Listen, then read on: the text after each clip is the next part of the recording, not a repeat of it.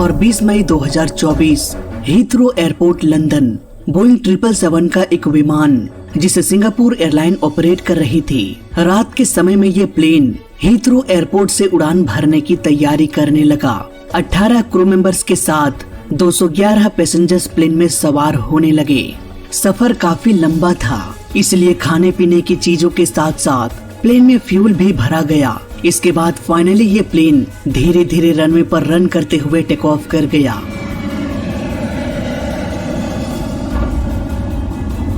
अभी तक मौसम साफ था, पर इसका मतलब ये नहीं था कि आगे भी ऐसी ही मौसम बनी रहे। अभी तो प्लेन को 13 साढ़े 13 घंटों तक लगातार उड़ान भर के चेंगी इंटरनेशनल एयरपोर्ट सिंगापुर जाना था। समय बीतता गया, रात का अंधेरा हटा और सूरज की किरणों ने आसमान को रोशन कर दिया। अब तक सिंगापुर एयरलाइन करीब 12 घंटों तक उड़ान भर चुका था। इस वक्त ये प्लेन बैंकॉक थाईलैंड के एयर स्पेस में दाखिल हो गया। दिन के उजाले में घने बादल साफ साफ दिखाई देने लगा। इस वक्त प्लेन 37,000 फीट ऊपर उड़ रहा था। धीरे धीरे प्लेन बादलों के अंदर प्रवेश करता गया। इस वक्त सुबह के करीब 8 बज रहा होगा। प्लेन अब म्यांमार के ऊपर से उड़ रहा था। वहीं प्लेन के केबिन में केबिन क्रू सारे यात्रियों के लिए ब्रेकफास्ट तैयार कर रहे थे। इसी दौरान अचानक पायलट ने कहा कि सभी अपना सीट बेल्ट लगा ले, पर इससे पहले कि सिंगापुर एयरलाइन के सभी यात्री संभल पाते, प्लेन तेजी से हिलने लगा। केबिन में चीख पुकार गूंजने लगी। खाने पीने का सामान हवा में फ्लोट करने लगा। अब प्लेन टर्बुलेंस के चपेट में आ चुका था। प्लेन 37,000 फीट के एल्टीट्यूड में उड़ रहा था, लेकिन टर्बुलेंस इतनी तेज थी कि इसने प्लेन को धक्का मारकर अचानक प्लेन को 400 फीट ऊपर धकेल दिया। इस वक्त प्लेन का एल्टीट्यूड 37,400 फीट हो गया। इसके बाद अचानक इस टर्बुलेंस ने दोबारा से प्लेन पर अटैक किया। प्लेन इतनी तेजी से नीचे गया कि कुछ ही सेकंड्स में प्लेन 36,975 फीट के एल्टीट्यूड पर आ गया। ऐसा लग रहा था मानो हवा प्लेन को कभी ऊपर तो कभी नीचे पटक रही हो। ये सब करीब 1.5 मिनटों तक चलता रहा। यहाँ पर ज्यादातर पैसेंजर्स ने सीट बेल्ट लगाया ही नहीं था, जिसकी वजह से वो प्लेन के सीलिंग से टकराने लगे। 104 पैसेंजर्स इस टर्बुलेंस में घायल हो गए। वहीं 20 लोग ऐसे थे जो बुरी तरह से जख्मी हो गए। 73 वर्ष के एक व्यक्ति भी प्लेन में सवार थे जो काफी जख्मी हो गए। इन तस्वीरों को हम देख सकते हैं। कई जगह प्लेन का इंटीरियर टूट चुका है। ऑक्सीजन मास्क टूट के झूल रहा है। अब जल्दी से घायलों को ट्रीटमेंट की जरूरत थी, पर सिंगापुर एयरलाइन अभी भी अपने डेस्टिनेशन से काफी दूरी पर था। पायलट को सबसे नजदीकी एयरपोर्ट बैंकॉक दिखाई दिया। उन्होंने तुरंत ही प्लेन के डायरेक्शन को मोड़ दिया और बैंकॉक के लिए निकल पड़े।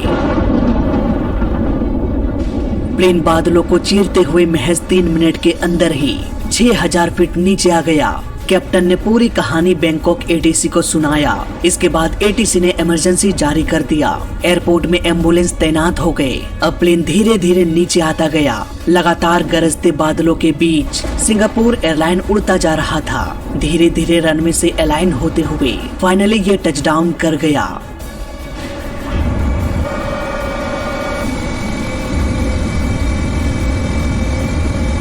धीरे धीरे रनवे पर रन करते हुए प्लेन रुक गया। यहाँ पर सभी घायलों को हॉस्पिटल भेज दिया गया। सभी घायलों की जान तो बच गई, लेकिन उस 73 वर्षीय व्यक्ति की हॉस्पिटल में ही मौत हो गई। हालांकि मौत का कारण चोट लगना नहीं था। डॉक्टर्स का कहना था कि इनकी मौत घायल होने की वजह से नहीं हुई, बल्कि हार्ट अटैक से हुई। इन्हें पहले से ही हार्ट का प्रॉब्लम था।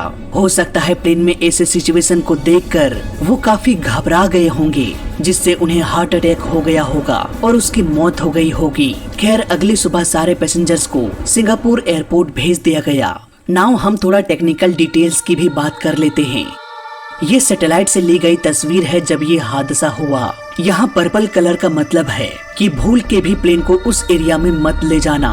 वहीं पीला रंग ये इंडिकेट करता है कि यहाँ पर तूफान है, और हरा रंग ये दर्शाता है कि यहाँ पर बादल तो है लेकिन खतरा नहीं। हालांकि यहाँ पर हरे रंग के जगह इस सैटेलाइट इमेज में ब्लू रंग का इस्तेमाल किया गया है, तो इसमें कंफ्यूजन होने वाली बात नहीं है। सिंगापुर एयरलाइन के साथ जब ये हादसा हुआ तब ये प्लेन इसी एरिया के आसपास रहा होगा। यहाँ पर अगर हम गौर करें तो तीनों प्रकार के बादल हमें दिखाई दे रहा है। हालांकि हरे रंग का बादल बिल्कुल सेफ है, लेकिन बाकी के बादल बहुत खतरनाक हो सकता है। अगर प्लेन इसके अंदर जाता है तो 100% वो टर्बुलेंस के चपेट में आ जाएगा। टर्बुलेंस को अगर हम सिंपल शब्दों में समझे तो सपोज एक शांत नदी है, यहाँ पर पानी आराम से बहता रहता है। इस शांत नदी में एक जहाज शांति से चलता जा रहा है, लेकिन जैसे ही इस नदी के रास्ते में कोई पत्थर आ जाता है तो नदी का पानी अशांत हो जाता है। ये ऊपर नीचे बहने लगती है। ऐसे में जब जहाज इस पानी या इस पत्थर के पास आता है तो जाहिर सी बात है वो हिलना शुरू हो जाएगा। कुछ ऐसा ही आसमान में उड़ रहे प्लेन के साथ होता है। जब ये बादल के अंदर प्रवेश कर जाता है, ये बादल उस शांत नदी के पत्थर के जैसे काम करता है। बादलों में छुपा होता है वाटर पार्टिकल्स। ये पानी की छोटी छोटी बूंदें बादलों को और डेंस कर देती है, प्लेन के रास्ते में अड़चन पैदा कर देता है। नतीजा नदी के पत्थर के जैसे ये बादल भी प्लेन को हिलाने लगता है। ऐसा ही हमें पहाड़ी क्षेत्रों में भी देखने को मिलता है। जब हवा इन पहाड़ पर्वतों से टकराती है तो ये हवा अनबैलेंस हो जाती है और ये अनबैलेंस एयर प्लेन को भी अनबैलेंस कर देती है। इसे एविएशन के लैंग्वेज में हम टर्बुलेंस के नाम से जानते हैं। बात करें सिंगापुर एयरलाइन की तो ये प्लेन टर्बुलेंस का शिकार हो चुका था तूफान की वजह से।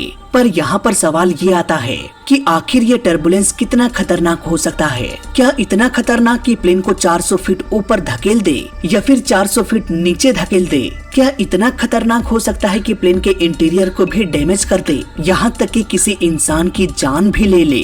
दोस्तों, बेशक टर्बुलेंस तो खतरनाक होता ही है, लेकिन ये टर्बुलेंस एक नॉर्मल फिनोमिना है। प्लेन में ये सब होना तो एकदम कॉमन है, इतना कॉमन कि आए दिन आसमान में ये सब होता रहता है। पायलट्स को तो इसकी आदत भी हो जाती है, लेकिन मेरे कॉमन कहने का मतलब ये नहीं है कि ये खतरनाक नहीं है।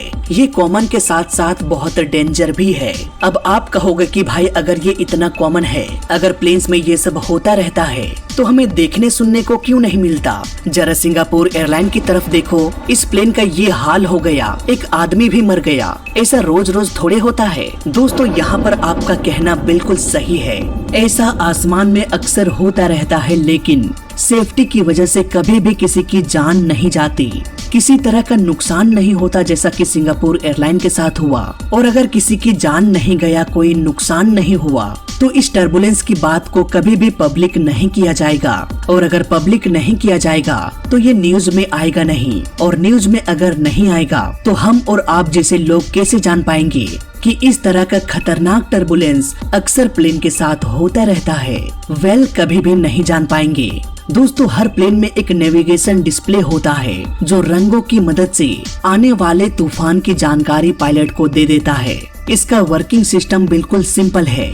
अगर हम प्लेन के नोज को खोलकर देखें तो हमें एक एंटीना नजर आएगा। ये चारों तरफ घूमते रहता है और लगातार आगे की ओर सिग्नल भेजता है। जब ये सिग्नल किसी बादल से टकराता है तो कुछ सिग्नल्स वापस रिफ्लेक्ट होकर प्लेन के पास पहुंच जाता है। इसके बाद प्लेन का कंप्यूटर स्क्रीन ये दिखा देता है कि आगे बादल है। इसके बाद पायलट की ये रिस्पॉन्सिबिलिटी होती है कि केबिन में बैठे सारे यात्रियों को ये सूचना दे दे कि आगे तूफान आने वाला है, इसलिए सभी अपना सीट बेल्ट पहन ले, ताकि अगर उस तूफान में प्लेन को टर्बुलेंस का सामना करना पड़े तो सभी लोग सुरक्षित अपने सीट बेल्ट से बंधे रहेंगे। लेकिन ऐसा सिंगापुर एयरलाइन के साथ नहीं हुआ। कुछ यात्रियों का कहना है कि सीट बेल्ट पहनना है, इसके बारे में हमें बहुत देर से पता चली और हमारे पास इतना समय नहीं था कि हम फटाफट सीट बेल्ट पहन सके। और इस बात में सच्चाई भी है दोस्तों, क्योंकि अगर पहले ही पायलट बता देते तो सिंगापुर एयरलाइन के केबिन क्रू यात्रियों के लिए ब्रेकफास्ट नहीं बांट रहा होता, वो भी टर्बुलेंस से बचने के लिए अपने सीट पर जाकर सीट बेल्ट लगा लेते। लेकिन केबिन क्रू को भी शायद इस बात की जानकारी नहीं थी कि आगे खतरनाक टर्बुलेंस आने वाला है।